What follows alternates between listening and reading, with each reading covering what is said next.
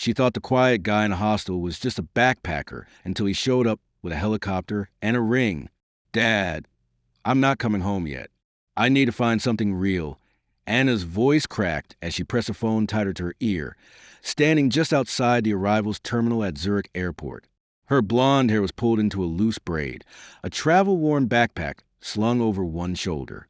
On the other end of the line, she added more quietly, "Silence. You don't have to understand. I can't go back to pretending." She ended the call before she lost her nerve. Her fingers were still trembling as she flagged the next train heading to Interlaken. It had been 4 days since she called off the wedding. For days since she looked at the man she was supposed to marry and realized that he never really saw her. Not the way she wanted to be seen. That night, she packed everything and booked a one-way flight to Switzerland. No itinerary, no plans, just her and the hope that maybe, far from everything, she could start over. By late afternoon, she stood outside a tiny alpine hostel tucked between white-capped mountains. It looked like something out of a snow globe. Wooden shutters, ivy crawling up its side, and a little red sign that simply read house. She checked in, took a hot shower, and wandered into the communal kitchen in search of tea. That's when she saw him. He was seated alone at the corner table near the frosted window. A knit beanie pulled low over dark curls, sleeves rolled to his elbows despite the cold. A battered brown notebook open in front of him. He wasn't eating, just writing, occasionally pausing to look out at the falling snow as if waiting for it to say something he'd missed. Though she didn't know his name yet, not then, all she knew was that his presence quieted the noise in her head. The hostel was full of movement. College kids on ski trips, retirees chasing postcard views, solo wanderers like her trying to outrun something.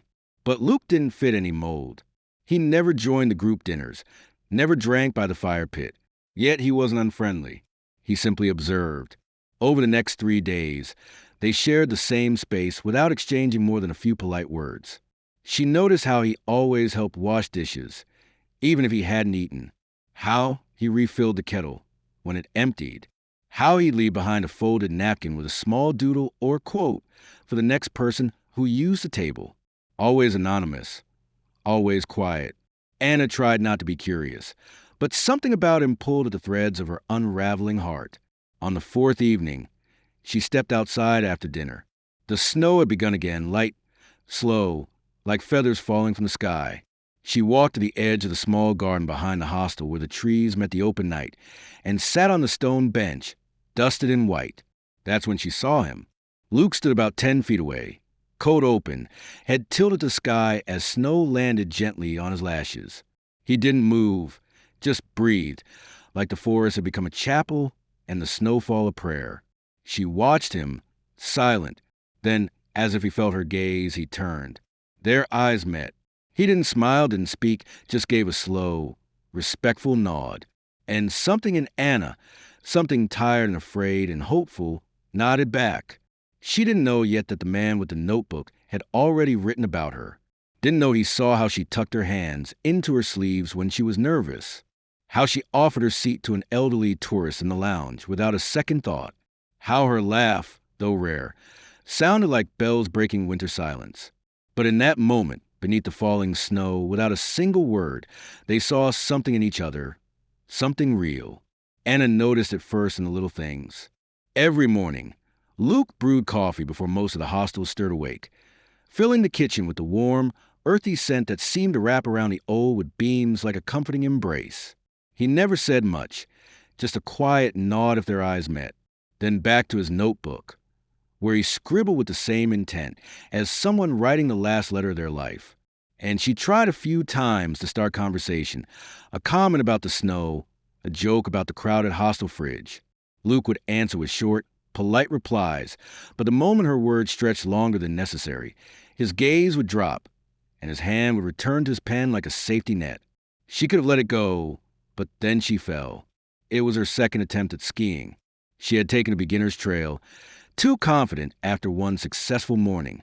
She hit a patch of ice, tumbled hard, and twisted her ankle just enough to leave her limping back to the hostel, pride bruised and skin scraped raw. That night, she sat on her bed, with a cold compress when a knock came at the door. No voice, no footsteps down the hall. She opened it to find a small metal thermos. Steam still rising from its spout, a post-it stuck to the side in tidy handwriting. Add honey if you want, or drink it stubborn. No signature. But she knew. From that moment, something shifted. The next evening, Anna offered to help clean the kitchen after dinner. Luke was already there, sleeves rolled up, wiping down the long wooden counter. She joined him in silence, passing plates and stacking bowls. It was the first time they stood shoulder to shoulder, without the heavy, quiet pressing between them. "Do you like Swiss Rosti?" he asked suddenly, not looking up. Anna blinked. "I don't know. Never had it. I'll show you." He moved with confidence, pulling out potatoes, cheese, herbs. She watched his hands. Steady, sure, gentle. When he showed her how to grate without nicking her knuckles, he didn't touch her hand, but mimicked the motion slowly beside her. And when she added too much salt, he smiled faintly, not teasing, just amused. He never asked her about her past, never pried, but somehow he remembered. He remembered that she liked her tea unsweetened, that she ate her bread crust first, that she paused when reading signposts, mouthing foreign words like tasting a new fruit. One evening, she sat outside under the fairy lights, teaching a small group of local children basic English phrases. She used gestures, rhymes, made animal sound to get them to laugh. They adored her. And when the last child was picked up, she leaned back, cheeks flushed, wind pulling loose strands from her braid. She turned to see Luke watching from the kitchen window, his expression softer than she had ever seen. He didn't wave, didn't move, but for the first time he smiled, truly smiled, and it hit her like the first warm breeze after a long winter. Later that night, she found a plate waiting for her on the long kitchen table, a slice of warm apple tart. Next to it, folded neatly, was a square of paper torn from a notebook. In his careful script, it read, "You teach them like someone once taught you." Anna stared at it, her heart suddenly loud in her chest. This was not the message of a passing stranger. This was someone who saw her, not just the surface, but the roots she rarely let show. She picked up the note, her fingers trembling slightly, and for the first time in weeks, she didn't feel like she was drifting. She felt known. The hostel felt different that morning. The usual hum of backpackers making coffee and shuffling maps was quieter. The air had a strange stillness to it, like the world was holding its breath. Anna stepped into the kitchen, expecting to see Luke at his usual spot by the window, scribbling in that old notebook he never let out of sight. But his chair was empty. His coffee mug, usually there beside him, had been washed and put away. She frowned, glanced around, then checked the front desk. No one had seen him leave. No bags were left behind, no note, just absence. Back in the kitchen, she noticed something on the table. A small, weathered notebook, the very one he always kept close, the edges soft from years of turning. She hesitated. It felt like crossing into someone else's thoughts. But something in her chest nudged her forward. Her fingers curled around the worn cover, and she slowly opened it. The first page was blank. The second, too. But on the third page, her name, not written directly, but she knew it was about her. The entry began, "She walked into the hostel like she had just walked away from something that broke her. But she smiled at the snow, and that was enough for me to know she hadn't given up on beauty." Anna blinked, her heart kicking hard. She flipped to the next page. She hums when she washes dishes. Little melodies I do not recognize, but they stay in my head after she leaves. And then another, she talks to children like they are worth listening to. I do not remember anyone ever doing that for me, but she does it without trying. Page after page, Luke's voice filled the kitchen. Description so detailed, so intimate. She felt like she was looking at herself through a mirror she had never seen before. Her laugh, her tea habits, the way she licked her thumb to turn pages. Tiny things, things no one should have noticed, but he had. And then, near the end, written with a trembling hand, "I thought love was something I had buried with her. But this girl, she made the silence inside me less terrifying. If I ever find the courage to love again, it would be her." Anna's breath caught. She closed the notebook, holding it to her chest. The kitchen was empty, cold, still smelling faintly of coffee and cinnamon from the night before, but now it felt hollow. She sat down in Luke's usual chair, the notebook still in her hands, and stared out the window. Snow was falling again, quiet, slow flakes that danced in the morning light. He was gone. No warning, no goodbye, just pages full of everything he had not dared say aloud. She pressed her fingers against her lips, remembering the way he had handed her warm tea, the way his eyes had softened, watching her teach, the way he had always stood close. Something inside her cracked, not with grief, but with a kind of yearning she had not expected. He had seen her, truly seen her, and now he was gone. She sat there long after the other travelers had come and gone, her thumb brushing over the edge of the last written page. The silence he left behind was louder than anything he had ever spoken. Anna left the hostel with her backpack slung across one shoulder and the notebook clutched tightly in her hand. The pages felt heavier than paper should, like they carried the weight of something unspoken, something sacred. She did not know where she was going next. Interlaken had been meant to be a stopover, a pause in a long string of aimless wandering after the collapse of the life she thought she wanted. But now it was more.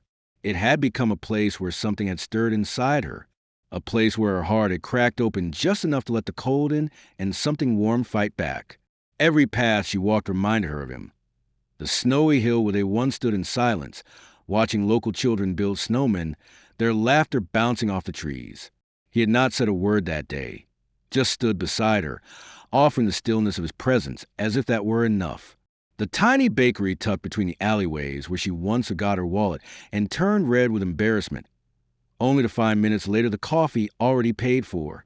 She had never seen him do it, but she knew it had been him. A lakeside bench where he sat in the mornings, notebook open, pen moving like the world was made of ink and memory. He never spoke unless spoken to, but she always felt seen, not watched, just noticed. Anna tried to shake the memories. She told herself it had been just a moment, just a passing connection between two people whose lives had briefly crossed in a snow-covered corner of the world. It meant nothing, but her heart knew better. Late one night, wrapped in a blanket and watching snowfall outside the train station, she gave in. She picked up her phone and typed a message to the hostel's manager. "Do you remember Luke? The guy with the backpack and the notebook. Do you know anything about him?" She did not expect a response, but in the morning, her phone buzzed. Quiet guy, right? Always cleaned up after himself. Left the place spotless. Only thing I found after he left was a receipt. Said he made a call from our desk phone to a hospital in New York. Anna's breath caught. Her fingers went cold. It was a thread, a beginning. She followed it. She spent the day in a quiet cafe on the outskirts of Lucerne. A cup of untouched coffee grew cold beside her laptop. She searched every variation she could think of, hospital directories, foundation websites, press releases, even obituary pages. Nothing, until suddenly everything. Luke Harrison. She stared at the name. Heir to the Harrison Medical Group, son of Dr. Elliot Harrison, world-renowned neurosurgeon. Luke himself had once been a rising figure in the public health world until 3 years ago when his fiancée, Rachel Mendez, died in a car crash on the way to a gala. He had been waiting for her at the venue. She never arrived. After that, Luke vanished from public life. No statements, no photos, nothing. Until now, Anna sat frozen, notebook still resting on the cafe table, like it knew more than she did. The man she had laughed with over mis-burnt toast and dish soap battles had been holding grief, so deep it drowned his words. And yet he had written about her. In that notebook, he had dared to capture her laugh, her stubbornness, her quiet act of kindness to children who barely knew English. He had called her the first light he had seen in years. And then he had left, not out of cruelty, but fear, because he had loved before and lost. And somewhere between the snow and the silence, she had made him remember what it felt like to care again. Anna's hands trembled as she held the notebook. This was not just about romance. This was about trust, about healing, about two people who had run from pain and somehow collided into something fragile and rare. Luke had given her more than his words. He had given her a choice, And now it was her turn to choose whether she would let that gift slip through her fingers or chase down the man who had once believed in forever and was quietly asking if maybe, just maybe, it could still exist. The snow fell lightly that morning, just enough to kiss the tips of Anna's boots as she sat on a quiet hill outside the village. The air was still, the kind that held its breath before something changed. She had her notebook open in her lap. The one she had begun the day, Luke disappeared. The pages were filling slowly, mostly with questions she had not found the courage to say aloud. Why did he leave? Why did he write about me? And why did it feel like he had taken something of mine with him? Something I had not known I needed until it was gone. She was halfway through a sentence when her phone buzzed beside her. One message, no number. It said only 2 words. Look up. Anna blinked, her heart immediately thudding. She lifted her gaze, squinting into the white sky. At first, she saw nothing, then the distant thump of rotor blades. The clouds parted slightly, and a small, sleek helicopter emerged, slicing through the snow-dusted air. It circled once, then slowly descended toward the open stretch of field beside the hill. Anna stood slowly, breath caught in her throat, the wind from the landing blades whipping her hair across her face. The door opened, and there he was. No backpack, no notebook, no shadows under his eyes. He stepped out, dressed not in worn jeans and hiking boots, but a tailored black coat dusted lightly with snow. In his right hand, a small velvet box. Anna stood frozen, the journal still clutched in her hands. He approached, his step steady, not hurried, as if he had rehearsed every movement in his mind 1,000 times. When he reached her, he stopped. The silence was thick with memory, with all the things they had not said and all the things that still could be said. Luke's voice broke the stillness. I lost her because I was afraid, he said, afraid to love again, afraid that if I let anyone in, I'd lose them, too. He took a slow breath, eyes never leaving hers. But then I met you and it was quiet. It was never loud, never fast, but it was real. He lowered himself onto one knee in the snow. Anna gasped, her hand covering her mouth. Luke opened the box. Inside, nestled in soft velvet, was a simple ring. No diamond, just a smooth silver band engraved with one line from the notebook. The world got softer when she smiled. I came back, he said, because I'm not afraid anymore. I don't want a version of life I thought I had to live. I want the one that finds me in hostels and snowstorms. I want the one with you. He paused. Will you let this be our real story? Anna's eyes blurred with tears. She looked at him. Not the heir to a medical empire, not the man who had once vanished, but a boy who had quietly watched her teach children, who had left hot tea by her door, who had seen her in a way no one else had. She knelt too and whispered, I was waiting for you to come back. Not for the ring, just for you. Luke smiled, his eyes bright, his shoulders finally unburdened. They stood together in the snow, the box now closed between them. Not as a promise of forever, but as a sign they were ready to begin. Not a new chapter, but the first one written with both their hands. 2 months later, the snow had melted just enough to reveal wildflowers scattered across the green hills. The sky above was clear and unbroken, a vast, crisp blue that seemed to stretch forever, framing the jagged ridges of the Swiss Alps like a silent cathedral. There was no golden aisle, no chandeliers, no champagne flutes, only the wind rustling through the pine trees and a quiet clearing high up the mountain where Anna and Luke stood hand in hand. Anna wore no wedding dress, just a soft ivory sweater, a wool skirt that fluttered around her knees, and hiking boots laced with silver ribbon that she had threaded herself that morning. Her golden hair was braided loosely, dotted with tiny white blossoms picked by the children she had once taught during her time in the village.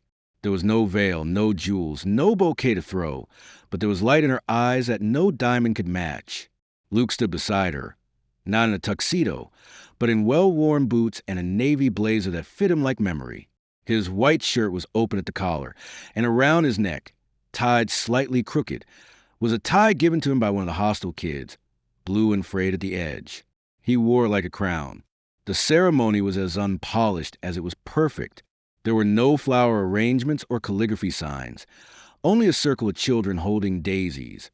A few friends from the hostel, and Mr. Klaus, the hostel manager, wiping his eyes behind a pair of old glasses.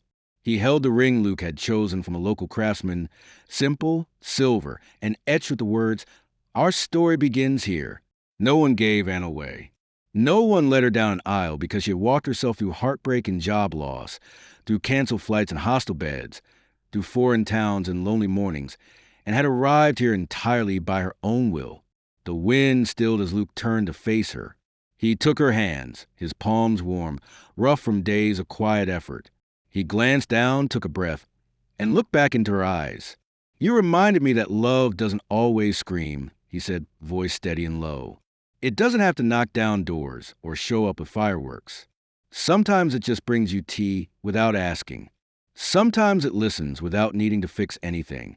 Sometimes it writes about the way you smile when no one's looking. You showed me that love can whisper and still be louder than anything else." Anna's lips trembled with a smile. She squeezed his hands and answered, her voice soft but certain. "You didn't show up with a sword or promises. You didn't try to rescue me. You arrived in silence with nothing but a notebook and a grief you couldn't name. And that was what saved me. You saw me before I remembered how to see myself. You believed in something again when I had stopped believing in anything. You didn't just walk into my story. Luke, you wrote the chapter one didn't know I needed." The children rustled around them as the breeze picked up, like nature clapping in approval. Luke slid the ring onto her finger. No spotlight, no crowd holding its breath, just presence. Just now. Anna took his hand and did the same. They kissed, and the sound of giggles rippled around them. Someone strummed a guitar, completely out of tune, and it was perfect. One little girl twirled in her two big boots, while another tried to balance a flower on her nose. Anna leaned into Luke as they sat on the edge of the hill after the ceremony, watching the sky darken to a lavender haze. Around them, wild daisies dotted the grass like stars that had fallen to earth. The children danced and sang songs in mixed languages, their laughter echoing off the slopes. There was no towering cake, no seating chart, no bouquet toss, only this. Two people who had wandered far and hurt deeply, sitting side by side with dirt on their boots and rings on their fingers, and it was more than enough. Anna rested her head on Luke's shoulder and whispered, "This is exactly what I never knew I wanted." Luke didn't answer. He just took her hand again and didn't let go. They never went back to the life they once knew. Anna and Luke never moved into a house with trimmed lawns and weekend grocery lists. They never signed up for gym memberships or argued over interior paint. Instead, they packed their lives into two worn backpacks and chose a rhythm that matched the pulse of their hearts. Unrushed, uncharted, undefined. Backpacking together became not just travel, but a way of being. Mornings began with lukewarm coffee at forgotten stations, steam rising like promises in the crisp air. They didn't know where they'd end up that evening, and they liked it that way. Some nights were spent in hammocks tied between palm trees, others in dusty village inns where roosters served as alarm clocks and ceilings creaked with secrets. They followed kindness, not maps.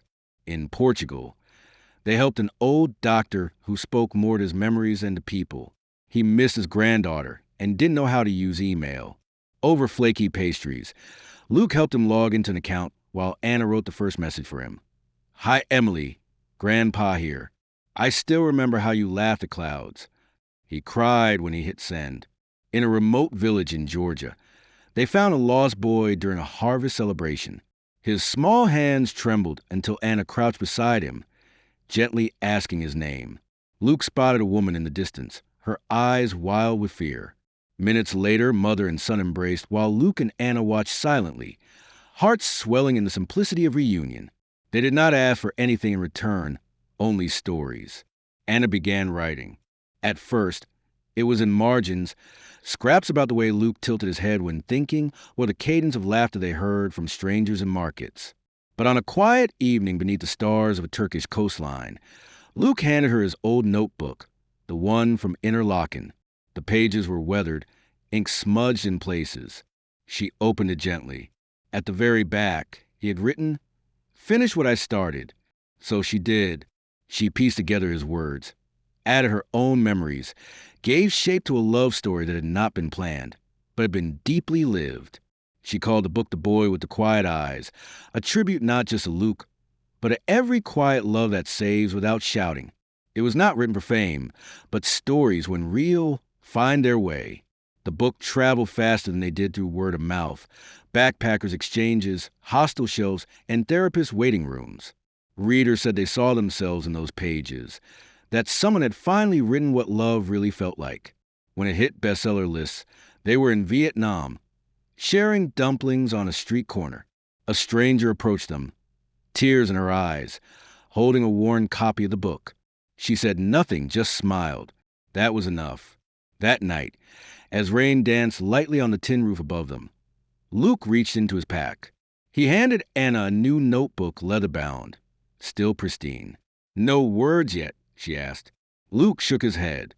"Your turn to write us." Anna cradled it in her hands, heart thudding. Around her was a world she hadn't planned. A man who had once written about her when she didn't believe in love. And the quiet certainty that this life, unscripted, tender, wild, was her real story. She opened to the first page and began. This is not a story about finding a person. This is a story about becoming one and choosing to walk with someone who doesn't lead or follow, but stays beside you when the road disappears. 1 year later, the mountains of Interlaken looked exactly the same. Snow-kissed peaks, the chill of wind sweeping through valleys, and the quiet rhythm of hostile life rolling on. But Anna and Luke were no longer the same people who had once passed through these doors, carrying old wounds and silent hearts. The wooden sign of the hostel creaked in the breeze as they stepped inside. Backpacks warm but eyes bright. The lobby still smelled of pine and cinnamon, and the same creaky floorboard near the reception still complained underweight. But something had changed, something gentle and glowing, like the way a place welcomes back those who once called it home. In the common kitchen, the tables were familiar, the mugs mismatched, just like before. A young woman with auburn hair sat curled up in the corner seat, Anna's old favorite spot. She had tear-streaked cheeks and a wrinkled photo of a man clutched in her hand. She did not look up when they entered. Anna paused for a moment, watching the girl. Then she filled a kettle, brewed a simple herbal tea, and carried it across the room. She placed the warm mug gently in front of the girl. The girl finally looked up, startled. Anna smiled, soft but steady. "Sometimes," she said, "the people you're meant to meet find you when you stop looking." The girl blinked. She gave a tiny nod, her hands curling around the mug. Luke stood near the counter, watching Anna. His gaze wasn't full of longing or surprise anymore. It was full of peace, like looking at something precious you already hold. They spent the evening helping out around the hostel. Anna reorganized the bookshelf, laughing softly at how many new copies of The Boy with Quiet Eyes were there. Luke fixed a broken door hinge and taught a teenage traveler how to sharpen hiking knives safely. That night, the hostel gathered by the fireplace for shared stories, just like they used to. Travelers spoke in half-broken English, and laughter crossed language barriers. Anna sat beside Luke on the rug, her head leaning on his shoulder, her hand in his. Toward the end of the evening, the hostel owner, now gray-haired and always smiling, stood and gestured toward the far wall. "Before anyone leaves," she said warmly, "you should see something we've added." Everyone turned. There, framed in dark cedar, hung an old notebook. The leather was worn, the corners frayed. Below it, a small brass plaque read, "Quiet stories matter." One of them began here. Gasps and murmurs rippled through the crowd. Anna looked at Luke, stunned. "You didn't," she whispered. He shook his head. "It wasn't me." The owner walked over to them, eyes kind. "After your book came out," she said, "people kept asking if it was real.